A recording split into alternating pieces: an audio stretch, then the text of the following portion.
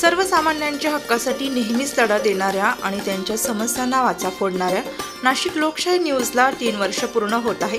आपल्या दर्शकांना अचूक आणि वेळोवेळी नाशिकमध्ये घडणाऱ्या घटनांची माहिती गेल्या 3 वर्षांपासून नाशिक लोकशाही न्यूज वृत्तवाहिनी देत आहे।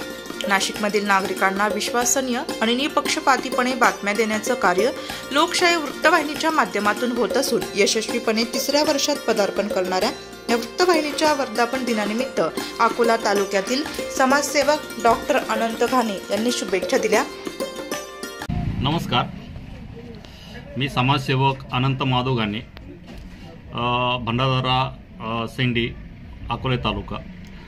मी नाशिक लोकशाही न्यूज वर्धापन दिनानिमित्त आणि त्या चॅनलने लोकशाही न्यूज नाशिक या चॅनलने आतापर्यंत गोरगरिबाच्या समस्या मांडणं, सामाजिक उपक्रम घेऊन काम करणं, राजकीय पटलावर काम करणं हे असे आणि विशेष करून आदिवासी आणि ग्रामीण भागातील ज्या समस्या आहेत जनतेच्या त्या मांडण्यासाठी नाशिक न्यूज लोकशाही यांनी चांगलं काम केलेलं आहे।